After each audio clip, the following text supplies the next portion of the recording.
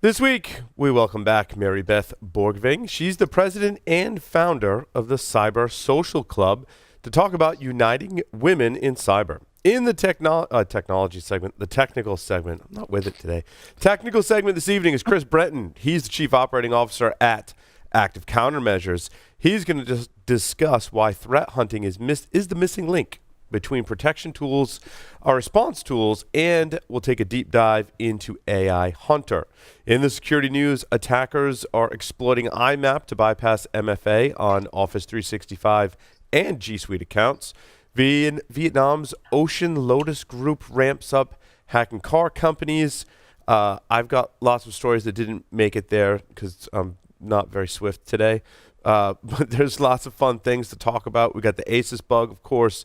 We were at Secure World this week, so I can talk a little bit about that and all the fun things that we did while we were attending that conference, and how algorithms can find bugs in computer chips before they're made. All that and more on this episode of Paul's Security Weekly. This is Security Weekly, for security professionals, by security professionals. Broadcasting live from G-Unit Studios in Rhode Island, it's the show where exploits run wild, packets aren't the only things getting sniffed, and the cocktails flow steady. It's Paul's Security Weekly. NetSparker, the developers of desktop and cloud-based web application security scanners that enable you to automatically identify vulnerabilities in your web applications and web services. NetSparker scanners employ a unique and dead-accurate vulnerability scanning engine that automatically verifies vulnerabilities with their proof of concept. For more information, visit them on the web at netsparker.com or email at contact@netsparker.com. Organizations' internal networks are overly permissive and can't distinguish trusted from untrusted applications. Attackers abuse this condition to move laterally through networks, bypassing address-based controls to spread malware. Edgewise abstracts security policies away from traditional network controls that rely on IP addresses, ports, and protocols, and instead ties controls directly to applications. Edgewise allows organizations to analyze the network attack surface and segment workloads based on the software and how it's communicating. Edgewise monitors applications and protects data paths using zero-trust segmentation. Visit edgewise.net/Security Weekly to get your free month of visibility. Some restrictions apply. Are you an enterprise dissatisfied with overpriced analytics software that can't keep up with modern data? If so, then GravWell is the solution for you. GravWell is an unstructured data analytics platform for enterprises who demand total data visibility across their network. GravWell lets your security team go beyond the SIM and fuse data sources to correlate and answer questions you didn't know needed to be asked. Go to gravwell.io/Security Weekly for an unlimited data trial and gain uncompromising visibility today. And welcome to the show. But first, let me introduce you to our host, Pauly Shark doo-doo-doo-doo-doo. Pauly Shark doo-doo-doo-doo-doo.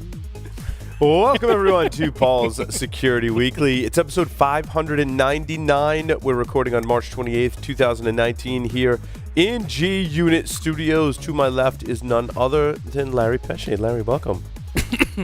Oh, thank you. Whew, that went down the wrong way. My response to your shirt is me too. It's very nice. It's very, very nice shirt. On the lines remotely, we've got Mr. Jeff Mann, who's got that crazy Skype effect on, and it looks blurry in his background. I love my crazy Skype effect. It's kind of I'm wearing ominous. a new shirt too because I spoke at B-Sides Rochester last weekend, and they gave me a shirt. Very nice. Very nice. Okay. Mr. Joff Thayer, fresh off an airplane, is here with us. Yeah. Oh, me. I mean, you're talking about me? Yes, Yes. you. I'm fresh back from Europe. I was definitely fresh, but I'm I'm not so fresh now after spending a few hours on a plane. And that I wish we had instant transport. It's so painful flying. Scotty, on planes beam me around up. the world. Right? That's right.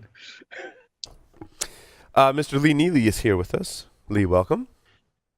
Good to be here. Getting ready to hop on a plane myself tomorrow. Tomorrow, yes, for a couple weeks. Gonna go make sure that Joff left Lisbon intact. I see. I hear that's like the place to be, apparently. Yeah. I don't know what's going on. Apparently we were traveling to and from the same place. How bizarre. Very bizarre. Yeah. Part of me doesn't really want to know, to be honest. Afraid to ask. We You're have, grumpy when you're tired. we have just released our 2019 Security Weekly 25 Index Survey. That's right. You can go to securityweekly.com. You click that survey link. Tell us about how you're using or not using the 25 companies that are publicly traded in the security space, and we will analyze the results and invite you to a private webcast to talk about the results. How about that? If you've missed any of our previously recorded webcasts, we just did one with Logarithm, and we just did another one with Recorded Future. So if you haven't checked out Logarithm's products, they've got some awesome updates there. Recorded Future has announced a browser plugin. Have you guys used the browser plugin from Recorded Future? No. It's really good. You should definitely check it out. Awesome. And so if you've missed any of that, you can go to securityweekly.com/on-demand. That's right. Mary Beth Borgwing is here with us again today. We're excited to have you on the show, Mary Beth. It sounds like that you have changed jobs and roles and are on to some exciting things that are different from the last time you came on the show. So welcome back. Thank you. Well, I'm still a friend of Mach 37 and CIT.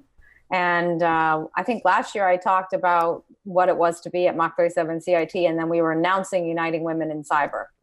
So now Uniting Women in Cyber is part of Cyber Social Club, which we started in June of 2018. And we overnight got about 2,000 members. And now we're, launching some events here in the DC area.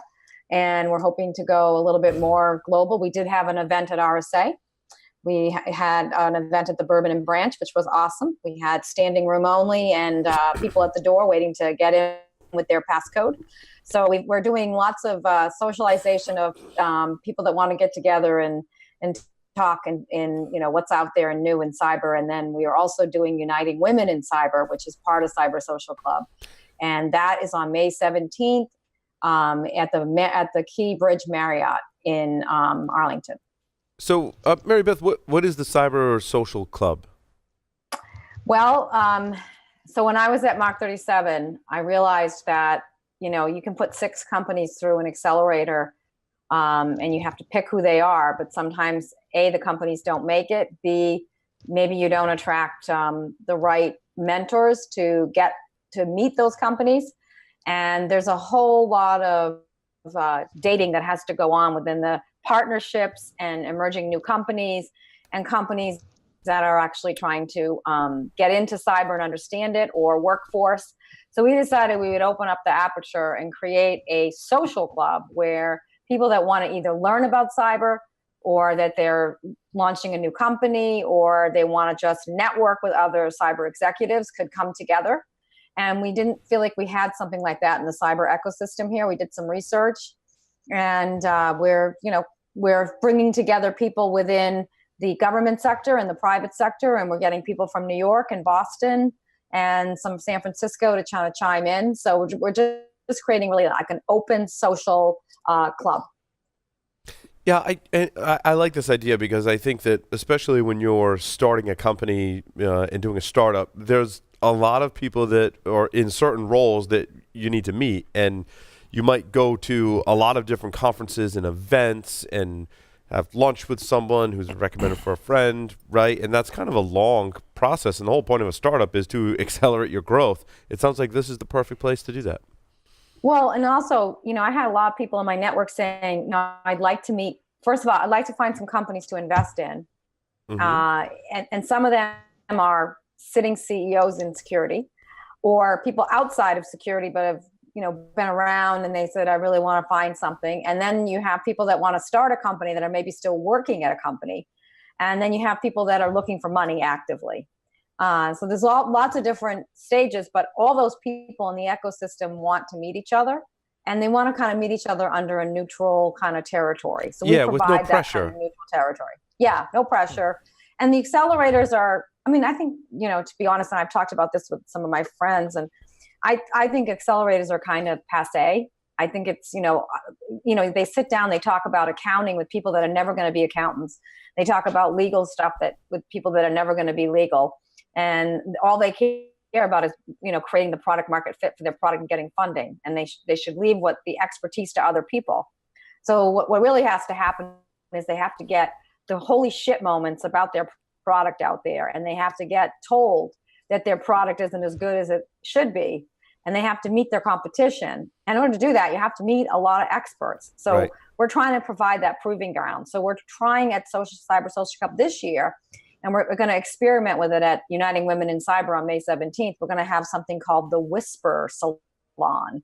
And we're going to actually ask a lot of investors to come and talk to people who have maybe different stages of companies. No commitment on anybody's part, but just to be there and be a good social citizen and listen.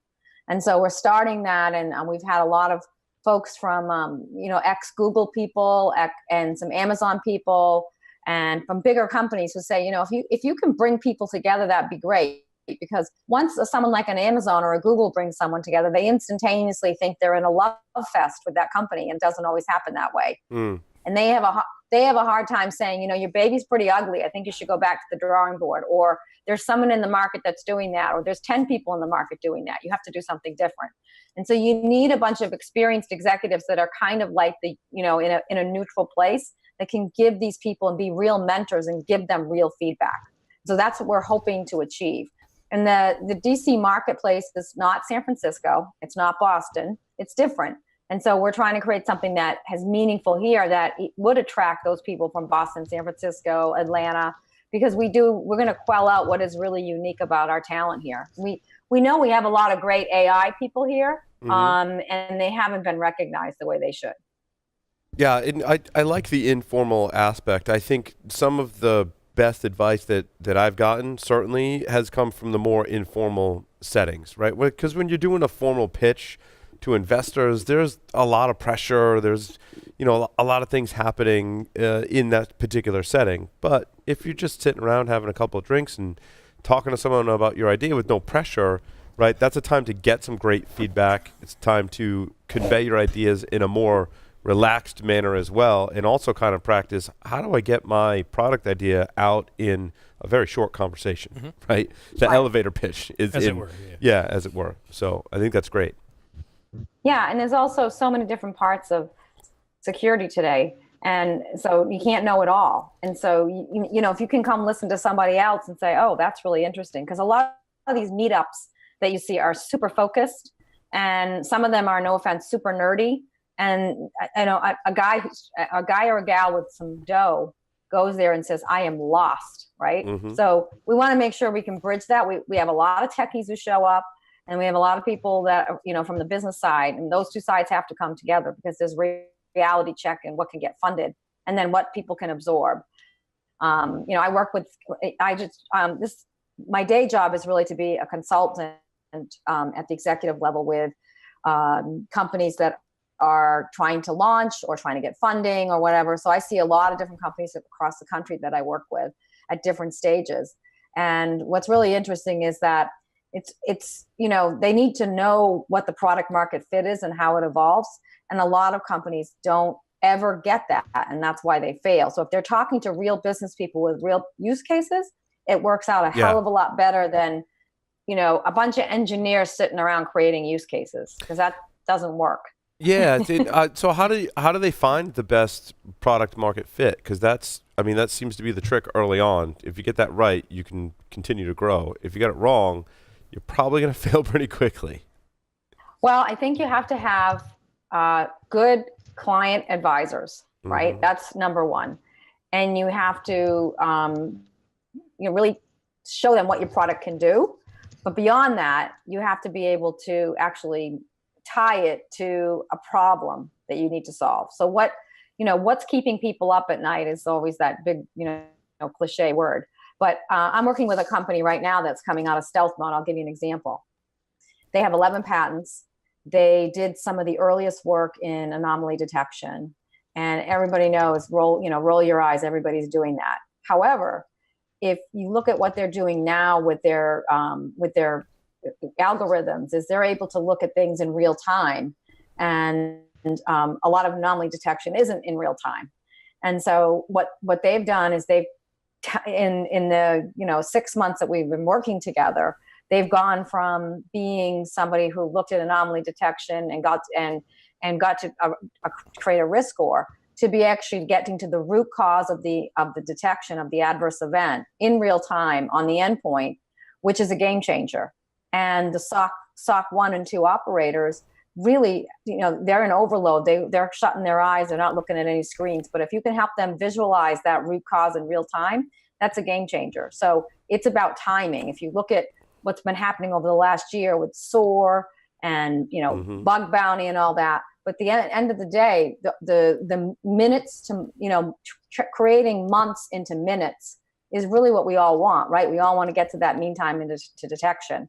So you have to have a little bit of luck to get to the market, but you have to understand stick to what's on the truck and stick to your guns about, if you have a differentiator, don't try to be like everybody else. There's just all this just came back from RSA. And by the way, they weren't giving out T-shirts this year. They were giving out socks. Socks are the big thing now. So you guys got to show your socks on the next show. But you've got to really make sure that you have something different to talk about, or the product market fit doesn't even matter. So you're saying we should have something that's not socks and not T-shirts because we need to be different. Exactly. Yeah. Mary Beth, talk to us about stealth mode, because we just, we established that you need to talk to people and share your ideas and get feedback. However, we see many startups going in like stealth mode. What does that mean, and what's the value and the purpose behind it, and the best way to exit out of it? Yeah, that's a good question. Well, there's something I call marketing stealth mode, and there's something I call being really in stealth mode, because you have, something that maybe is coming out of a protected, area of, the IC community or whatever. But if you look at just the first one about marketing stealth mode, is you really, you look to build the product and test it in a sort of in a bubble, but an educated bubble. So you develop a trusted relationship with some expertise that knows that, if it comes out, and it comes out with a good focused marketing program, that it's going to hit the market and run. But if you take it and you talk about, we're in stealth mode, we're doing this, we're doing that, that's bullshit. Okay. What you have to do is you have to actually make a real cause to say, we're going to develop this, we're going to test it, we're going to put the marketing to it, and then we're going to launch. So that's what I consider like a stealth mode. But then there's stealth mode of product that has to, maybe because it's doing critical infrastructure and it can't be told what it's doing. And I've worked with those kind of startups before, and that's a whole different kind of stealth mode. So I think that there's two different kinds. People like to say their products in stealth mode, but to me, a lot of them, that's where product's not developed and they're not ready for the market. Yeah. But there's a whole, it's like going into a clinical trial, right? For a drug. You kind of have to test it on people, but you don't launch it to the whole market. Yeah, so there's like NDAs in place, right, when they're sharing the details of it, and probably applying for patents. But like even before that, you still have to be fairly certain of a product market fit. So it's kind of like a chicken and egg problem, right? Right. Well, you have to have an experienced team that's done this before, because a lot of times the engineering team, it is bootstrapped so much that they think that they don't have to figure out the product market fit. And that's the cause of death for most of these companies. I'm sure that, I saw two companies kind of die even before RSA that had really good tech, but they didn't do any marketing and they didn't do any sales that were valuable. There's sales and then there's valuable sales. And so if you don't do those valuable sales and learn those lessons, get your knees knocked and your head turned around by the client, then you're probably not going to, really do a product that's valuable to the market. Yeah. So what's the purpose of you termed it the marketing stealth? And I've seen that before, where they're getting customers, they're developing the product, they're talking about it openly with people, but they're not really doing a lot of marketing. Is that just a budgetary thing usually, or? Oh yeah. Well, in this space, it is a budget thing, but I think that's step two. But step one is you really got to figure out what's the valuable part of your product and make sure you're trying it on a educated group. So I think marketing stealth mode means that you're not ready for the full market, but that doesn't mean you're not going to find the toughest customer to work with. Right. So right. in some of my previous, when I was CEO of some of my other companies, you go to the biggest badass customer you can find and you get the trust factor with them. And you make them tell you all the, things that are wrong with your product, so that you're going back to the drawing board probably every couple of days. Is because if you can keep tweaking your product and keep up with the client, then you can launch and you're ahead of the game. But if you don't do that hard work, if you think you got a good product and you don't do that, it's like red teaming your product, right? I ask a lot of people, is your product red teamed? And they're like, no. I'm like, go home then. You're a security company.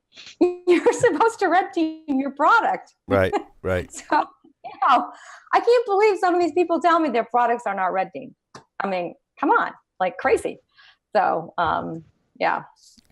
Yeah, and it's interesting too, working closely with those early customers and really committing to your early customers and listening to them, I think gives the earlier stage startups valuable feedback that then they can come in and start doing some marketing, right? Because you're really, until your bigger customers like really test it, you may not fully understand the value of your product, and that's what you want to convey in your marketing. Right. Well, there are some people we all know that gotten big bucks this year, and some of them have faked it till they made it on some of these marketing things. I mean, I think there's been some it's like reverse mortgages. We've had reverse marketing in this sector where they've, gotten $100 million check and they're spending 40 million of it on marketing. Mm-hmm. And so, I mean, that's real bravado. But if you can fill up your cup with lots of sales if you get that 40 million, because if you're ready for those sales. But a lot of those are body shops that are developing their product on the fly. Yeah. And that's a very interesting use case. It's dangerous. I think you can run into, in actually Adrian Sanabria and I will talk about that next week at InfoSec World in our talk. It's called the InfoSec Buyer's Guide. And he has a very specific example of a company that did pretty much what you're describing. I won't name who it is on the air. I won't name either. And it was interesting because I met with so many companies at RSA, and so I'm sitting there. I was with one company that pretty well known, and they're like, 50%, over 50% of our revenue is still consulting, professional services. Yeah. I'm like, wow, but you're a product company. Yeah, are they? Yeah, exactly. Yeah, that's the hardest thing to launch as a product company. Of the companies you've met with recently, including at RSA, Mary Beth, what are some of the ones that stand out? You don't have to name them by name if you don't want to. You can if you want to. That's fine with me too. But like, what were they about, and what impressed you the most about some of the companies you met with? Yeah, so I have to be honest with you. I don't always meet the most impressive companies at RSA. Mm. I did see a lot of trends happening at RSA. Mm-hmm. I saw people last year that weren't SOAR companies that are now SOAR companies. Yeah. I saw a lot of, you could have made a duking out pit in the endpoint protection area. Mm-hmm. And, I learned from a lot of customers, big customers, that some of them are still using Symantec on their endpoints, which mm-hmm. I was almost falling on the floor. I also saw that people were still on Windows 7, Mm-hmm. So I learned a lot about the client side, which I think is as valuable as looking at the products, right? And so, I think what I saw was there wasn't a hell of a lot of new stuff that I saw that went wow. I did see some entrepreneurs fighting for their lives. Mm-hmm. I helped the Canadian Embassy do some work. They had some really good companies come down from Canada, and they were, coming into our market. They were pretty novel. I thought that was a really good way for startups to enter. They got a booth, and they, put them all in a booth, which, they got meetings with people like IBM and Intel, and they got exposure. But I just don't know if there was just so much noise on the floor at RSA. I just mm-hmm. don't know how anybody can parse that out in the 3 or 4 days that you walk the floor. But there wasn't anything that went wow. Right. of what you just said, what I'm kind of saying, wow, and want to talk about for a few minutes is when you meet with the consumers of security products and they report and say, look, we're still running Symantec. I'm sure Larry and Joff, you guys see this too, right? We're still running Symantec. We still have Windows 7. I think as we sit here as kind of pundits, right, and we're analyzing all of this technology, we're doing security research. I'm not working for a large enterprise. I do stuff in the lab and for our small company. You tend to get this impression that a lot of people have moved away from Windows 7 and the older, antivirus engines, but that's really not the case, right? There's still a lot of people on older operating systems with more traditional endpoint protection. Right, and they can't afford to get off that. That's the problem. We have so many products that cost so much money, but their budgets cannot afford it. I mean, Wells Fargo, Bank of America, all these critical infrastructure banks, they have billion-dollar budgets. But even they have products that are so antiquated and old, and because they can't afford to take it off, right. But does that necessarily mean that they're not working? I think is the question. I mean, Larry and Joff will probably answer that in all those specific cases, right? I think the answer probably from your perspective, Larry and Joff, is that they are not working. But does that mean that the newer products that have benefited from innovation, does that mean that they're working too? Or are we pretty much on, let's talk about endpoint. The endpoint side, is it pretty much with an amount of effort you can get past them? That's kind of what I feel like. Yeah, I think it depends, Paul. I'm going to jump in. Sure, go ahead, Jeff. And I think there was another aspect that Mary didn't highlight. It's not only the budgetary aspect that is a barrier to the change. It's also the operational realization of actually having to make that change. Is significant work in there, and that's budgetary too, ultimately. But so that argument could be made. But there's Joff also to that. There's the skills gap that then comes into potentially some budgetary issues as well. Yeah, exactly right. And now with respect to your other question, Paul, are some of those traditional solutions working? The answer to that is really that depends on the sophistication sophistication of the attack. Larry and I are well aware of techniques to circumvent many defensive solutions, and we can ratchet them up. In fact, my position at Black Hills these days is more of a malware defense development and malware attack development and research for getting around some of these things. So there's various levels of that. Some of it is relatively trivial. Some of it is relatively difficult. It really depends on the product you're going up against and the approach. Yeah. Jeff, we should talk during the break because there was a vendor on the show floor this week that I visited that had a detection and a full demo on detecting Silent Trinity, which I thought was impressive, actually. I think that's cool on the one hand, but on the other hand, there is a challenge in the industry whereby people are going after those things that are public and saying, well, we detect and defend against X, Y, Z, and it's just a very public entity such as Silent Trinity, which Marcello is working on. That's fantastic, but I think people sometimes lose sight of the fact that there needs to be more of a generalized approach that detect more of the method and methodologies that some of these tools use, not focus on the actual attack tool itself. Yeah, what I think is interesting, and Mary Beth, I want to get your perspective on this, and some of what we talk about is changing the mindset, right? And how we think about endpoint protection, or in my case, I like to think about, based on my recent briefings and stuff, how do we test our security defenses, right? And some of these new technologies with emerging companies require those working in enterprises and businesses defending infrastructure to really change a mindset. And how do you coach a startup that has a really great idea and we all believe it's going to take off, but it's going to require people to change the way they think about the problem? And what's your advice to those startups? Well, it's interesting because one of the companies I'm working with is looking at kind of helping people educate their workforce. I mean, it's SOAR, right? We have to really look at how we're going to have a lack of it. But if you can educate them to want to come into the SOC at the level 1, level 2. And because they can actually see the risk instead of, just having to look at the raw data, that actually is a leapfrog to, what really has to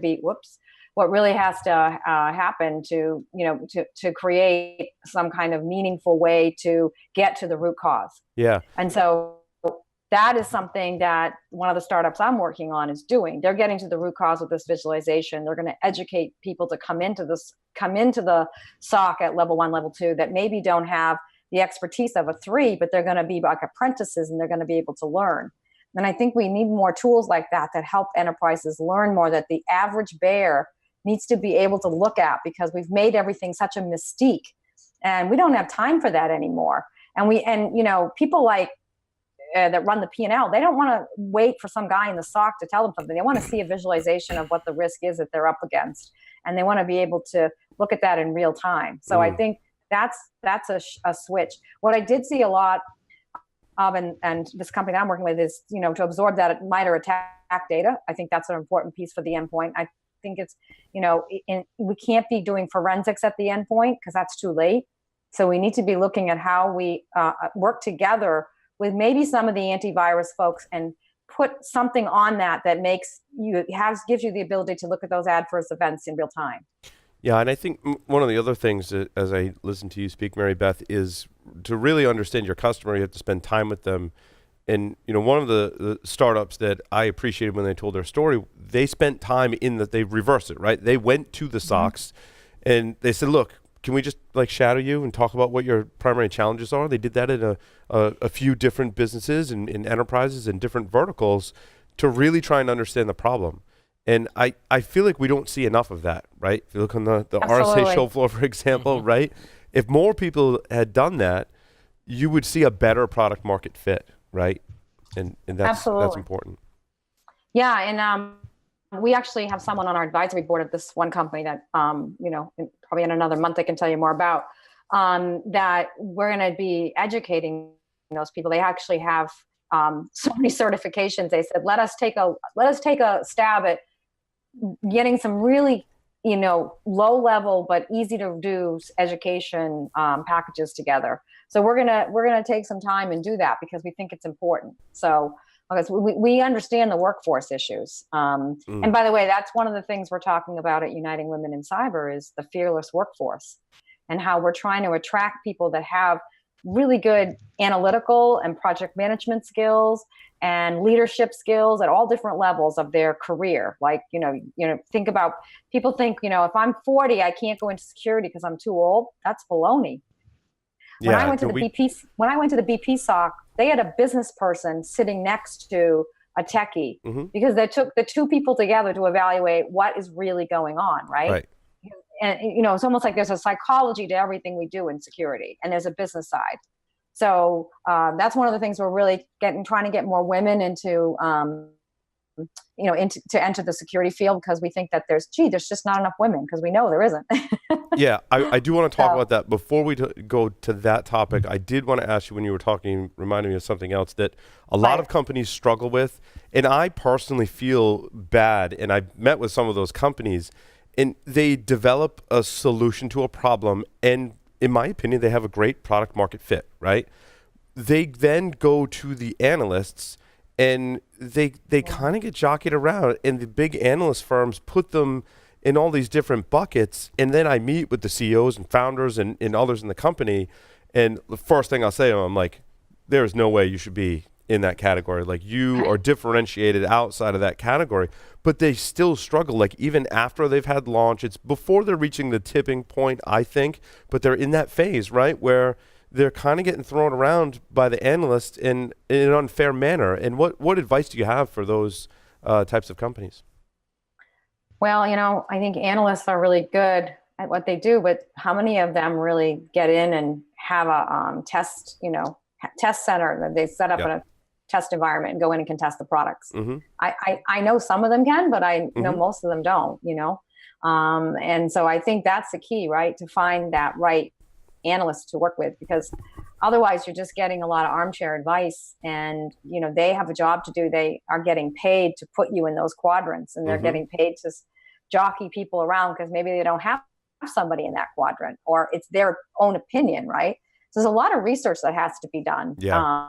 And I think, I see those relationships built over time. I've seen people that have had, several startups that go back to the same analyst because they were treated well. Yep. But that may not be the best thing for the company, for the entity, Mm-hmm. So it may be good for the CEO who's a rock star, but it may not be good for the product and the entity. So I think somebody has to be protecting that entity. So there has to be a client advisory board, and there has to be people on the board that have really done this before, that they understand that those use cases are probably much more important than what the analyst says. Mm-hmm. So that's a really hard thing, because I feel like, in my opinion, there's a lot more pay to play. And if you have enough money to pay for an analyst, then you better damn shooting straight make sure that that analyst really understands your product, because they are not cheap. Yep. It's so true. So going back to women in technology specifically, it's an issue we still need to work on, right? And I think it's not just in technology, and it's not just a female thing, right? I think there are fields where predominantly dominated by women, and there are fields that are predominantly dominated by men. And I think all of those fields can benefit from a lot more diversification, right? And you've already kind of hit on it. When security, especially, people with various backgrounds and skills and gender, right, is very important to understanding the complex problems that we're dealing with in security. Bruce Schneier did a great job in his keynote talking about how a lot of the problems that we have there are specific to security. They're easier to solve in other industries and verticals, but much harder to solve in security, because one thing is our attackers are changing all the time, right? Whereas threats to a spaceship launch or whatever, the weather is, there's a pretty static set of things you have to be concerned about. We don't have that static set of things, which is why I think we need more diversity. Absolutely. And I love when I hear there's rocket scientists working in security, and there's security people working with autonomous vehicles and drones. Yep. So that cross-pollination is really, really important.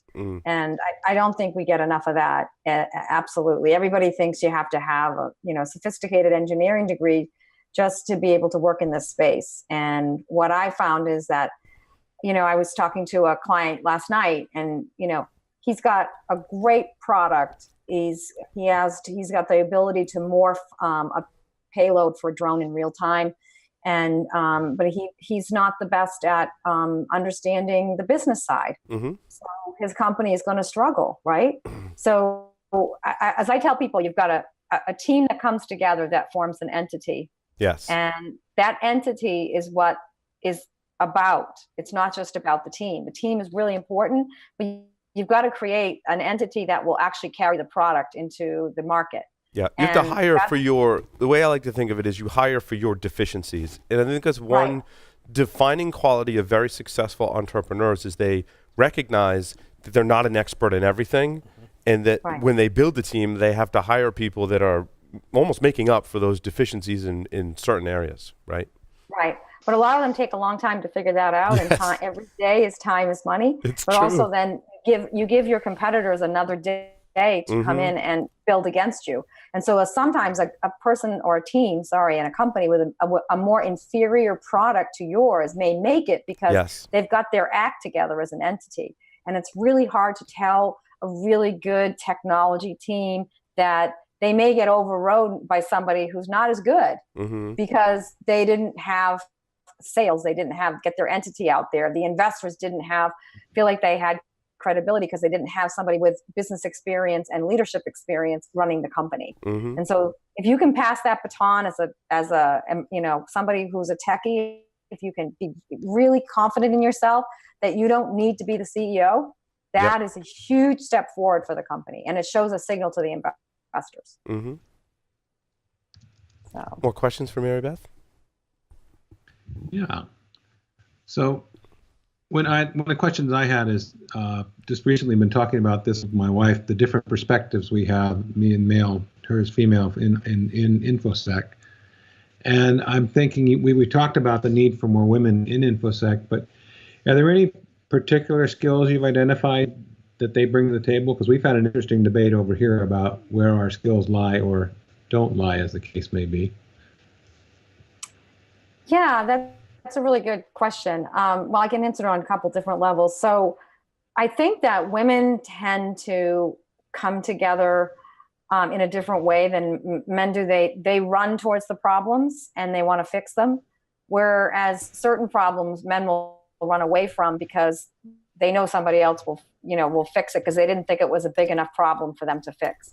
So sometimes those little problems that pull the thread on the bigger problems get left as sort of loose ends, and then they become a bigger problem to the entity.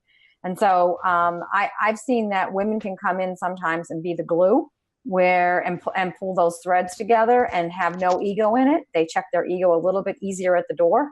And they sometimes can team better. I've also seen the opposite happen. I've seen women that would rather work with a team of men because they feel more secure about that.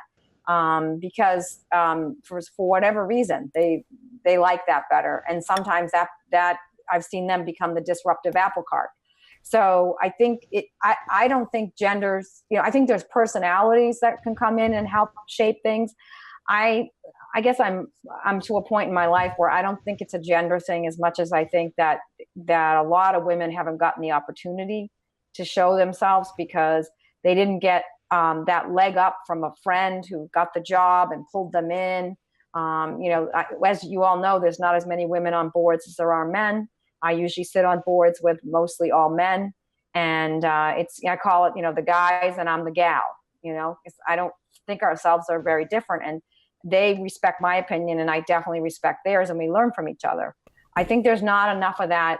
There's some walls being put up that don't need to be there, that I think we could easily get rid of if we tried really hard. So the conference that we're doing for Uniting Women in Cyber, we're actually calling it a conference put on by women for everyone. And we, in Uniting Women in Cyber, last year, 35% of the conference was men. And actually some of those men came forward and put their women forth into the conference this year. And they also sponsored the conference because they felt it was really important to get that perspective. Because they said they learned more at the conference last year than they've learned at a lot of other conferences, because they learned that because the women were honest, they didn't try to outdo each other on, when we had conversations with more than one person, that they were more collaborative and that they tried to help each other. And they really saw that. And so that's what made us do Uniting Women in Cyber. Again, that's where we felt there was still a need. Yeah, no, I love initiatives like that. And I think initiatives need to also start earlier, right? Because I still think, here we are in 2019, right? And you look at certain fields, such as my wife's an ultrasound tech, right? Mm-hmm. 90% dominated by females in her profession in one of the largest, hospitals here. But now, if you've ever had to call someone to fix your HVAC system, my experience is it's the complete opposite, right? It's 90+% men. I think early on, we can't have those swim lanes defined for gender, right? We need to push people of the right personalities and people who want to do certain things into whatever field they want to go into. I still feel like in society we're pushing certain genders to certain professions, and that needs to stop. And I think that becomes to the parenting too. Like for us, yep. We have two girls, and we've always told them that you can absolutely do anything you want to. Find what you like to do. Let's experience all of the things. Yes. And if you want to go be a backhoe operator it is. Right. You want to be an artist? Artist it is. Mm-hmm. You want to be all right, maybe it's not some of those. on that particular topic, I was wondering, and I literally had this conversation with my wife yesterday, that I would like to get involved somehow as a cybersecurity professional in advancing women at a younger age into the field. And I wonder, Mary, do you have a comment on that? I mean, I have a daughter that's now 20 years old, but and she's got some interest, but she's going in a different direction. But I would love to have seen more emphasis as she came through school in steering more STEM topics and encouraging it, in basically trying to equalize that playing field. Mary, have you got some thoughts as to practitioners such as myself, how we could possibly help the situation from an earlier age standpoint? Yeah, so a lot of my friends are involved in that. My kids are all a little bit older. So, but I do have a daughter who's actually, she's the conduit between the IT engineers and the operations, and she's doing, putting the data into Splunk, and she's really like a that's self-taught, fantastic. she's a self-taught techie. She's in her 30s. But I see the problem. I saw the problem 20 years ago when my kids were going through school. But now I think there's a lot more organizations we can go to. There's Girls Who Code that is really strong, and there's lots of branches of that have been happening in our area. And so I can get you a list of some of those, and you can put them on your site, because I think it'd be really valuable. And then I know that at Uniting Women in Cyber, we're partnering with Cyber Jitsu and all the other women's associations that have women that want more focus as they go through from their 20s on to their early career in their 30s and later.